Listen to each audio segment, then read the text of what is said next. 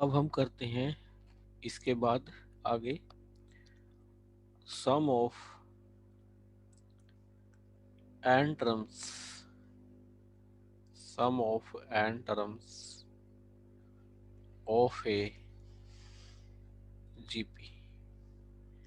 हम है ना जीपी की n टर्मों का जोड़ करते हैं, ये करते हैं।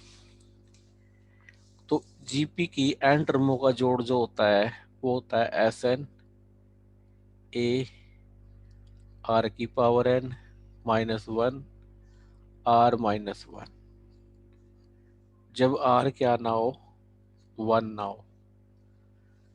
ठीक है, जब आर 1 हो तो क्या आएगा, तो आएगा एन ए। क्यों? क्योंकि जो आपका जीपी था ये था ना A R square A R N -1, ये एन टर्म में थी। आर की जगह 1 1 रख दो, इसको जोड़ोगे जब ए एन टाइम आएगा तो एन ए आएगा। ठीक है, और एस इन्फिनिटी कितना आएगा, एस इन्फिनिटी, एस इन्फिनिटी आएगा, एस इन्फिनिटी निकालने के लिए वो डिपेंड करेगा हमारा कि आर क्या है। अगर आर एक से बड़ा है, अगर मोड आर है एक से बड़ा है तो आएगा इन्फिनिटी। अगर मोड आर है एक से छोटा तो आएगा a/1 - r। अगर मोड आर एक है, ठीक है, तो आएगा इन्फिनिटी। क्योंकि आर जब हम एक लेते हैं तो एन नहीं आता है, तो प्लस इन्फिनिटी आएगा अगर आर आपका एक है। अगर आर आपका -1 है तो फिर वो ओसिलेट करेगा। ठीक है ना, तो ओसिलेट करेगा। तो अगर आपका आर है एक है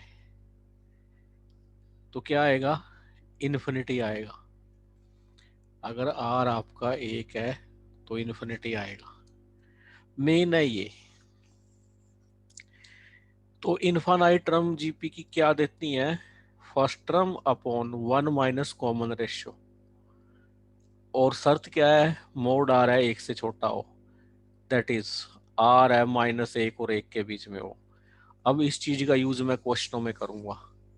ठीक है, ये मोस्ट इंपॉर्टेंट है, इस बात को ध्यान करें।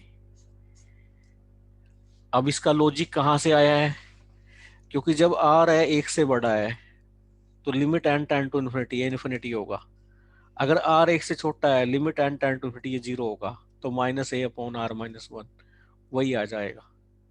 तो लॉजिक मैंने ये यूज किया है। ठीक है, अब मैं एक दो क्वेश्चन लेता हूं।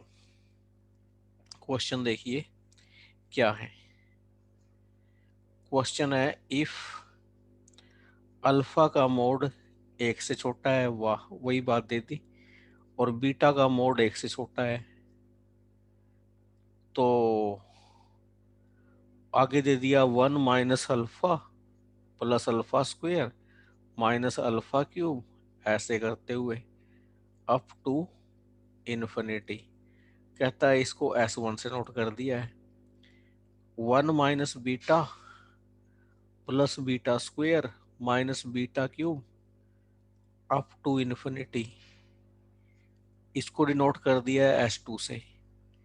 वो पूछ रहा है हमसे 1 minus alpha beta plus alpha square beta square minus alpha cube beta cube plus up to infinity. कहता है ये किसके इक्वल आएगा, पहला ऑप्शन S1 S2, दूसरा option S1 S2 1 plus S1 S2, तीसरा option S1 S2 1 minus S1 minus S2 plus 2S1 S2, चौथा option 1/S1 plus S1 S2। तो ये चार ऑप्शन दे दिए उसने। अब डेफिनेशन लगाओ ना, ये डेफिनेशन किसकी है? कॉमन रेशियो कितना है इसका? अल्फा। कॉमन रेशियो कितना आएगा? Minus alpha. तो क्या हो जाएगा? ए वन है, one one plus alpha S1 है, one one plus beta S2 है। ये पूछा है one one plus alpha beta, इसकी वैल्यू पूछी है। ठीक है, तो पहले अल्फा की वैल्यू निकाल लो, बीटा की वैल्यू निकाल लो, इसमें पुट कर दो। अल्फा की वैल्यू यहां से कितनी आएगी? ये आ जाएगी 1 = S1 प्लस S1 अल्फा। तो अल्फा आ जाएगा 1 - S1/S1। बीटा कितना आएगा? 1 - S2/S2। ठीक है, तो ये हमारे पास है अल्फा और बीटा आ जाएंगे। तो अल्फा बीटा आ जाएंगे तो ये वैल्यू यहाँ रख दो। तो 1/1 प्लस अल्फा बीटा की वैल्यू, तो 1/1 प्लस 1 - S1। ठीक है ना, मैं सही निकाल रहा हूँ ना ये? हाँ, सही निकाल रहा हूँ। 1 - S2 S1 S2। ठीक है, अगर मैं इसको फर्दर सोल्व करूं, फर्दर सोल्व करके क्या आएगा देखो।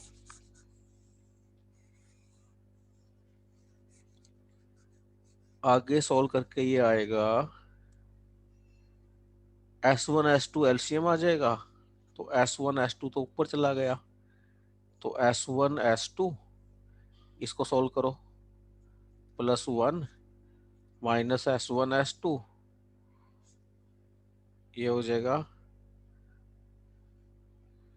माइनस माइनस प्लस हो जाएगा, -S1 और -S2। ठीक है ना, यही होएगा ना?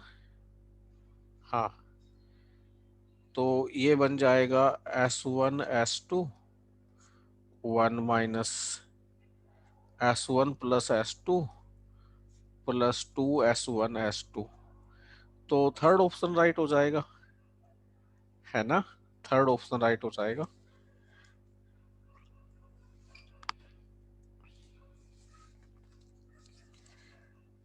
एक और क्वेश्चन है, ये क्वेश्चन है एक और। If f(x) is a function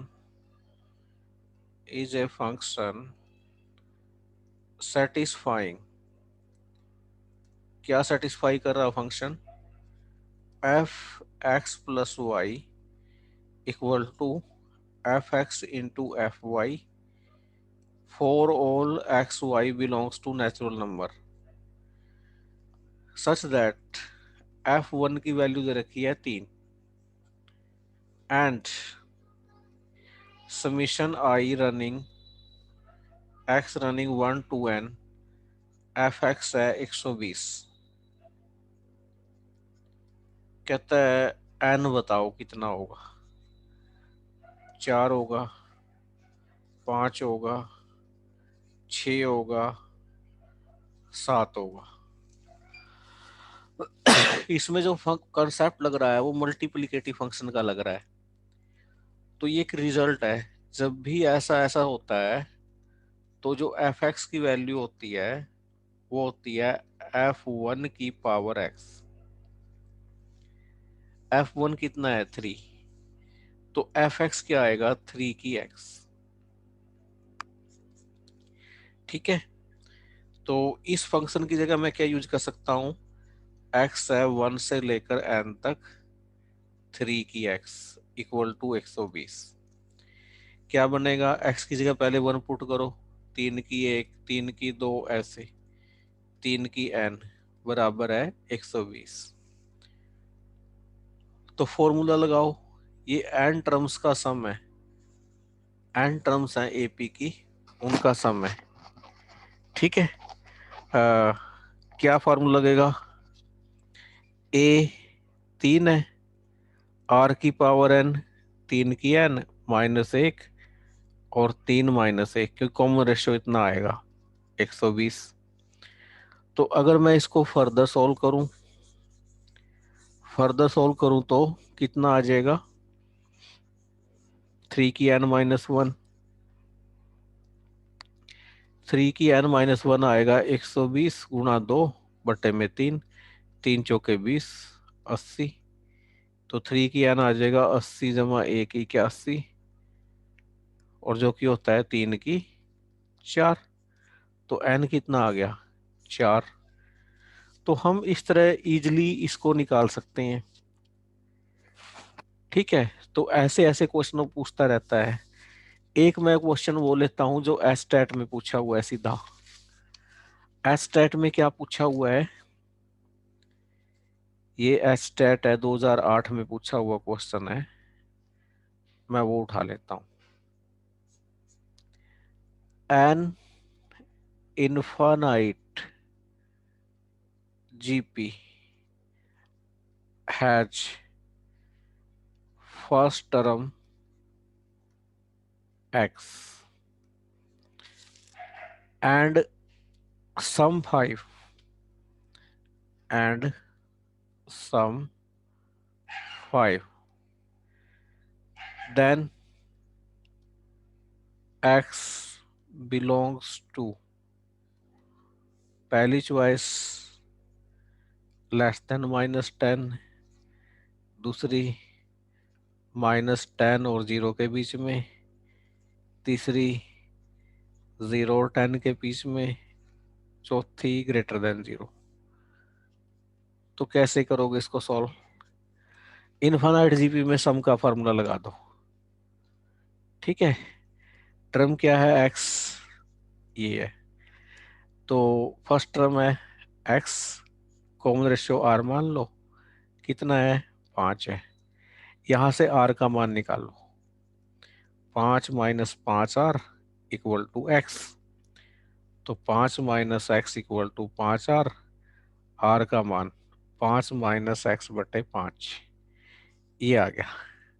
ठीक है, और r होता है -1 और 1 के बीच में, रखो r का मान 5 - x/5 इसके बीच में। ठीक है,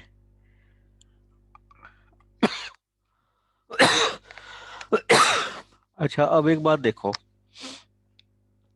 5 से गुणा कर दो, -5, 5 - x उधर आ जाएगा 5। अब सब में से 5 हटा दो, सब में से 5 हटाएंगे तो क्या होएगा, -10 -x, यहाँ 0, 5 घटाया, माइनस से मल्टीप्लाई कर दो, 0 और 10 के बीच में आ जाएगा x।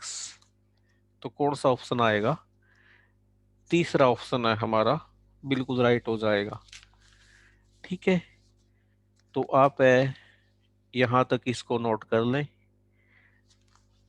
तो ये काफ़ी इजी वर्क है, आसान क्वेश्चन है, डायरेक्ट स्टेटमेंट बेस आते हैं, आपको थ्योरी को ढंग से पढ़ना है। फिर जब थ्योरी को क्वेश्चनों पे लगाते हैं तो उसके बाद बात बनती है। तो आप यहाँ तक अपना वर्क नोट कर लें, समझ समझ समझ के पॉइंटों को।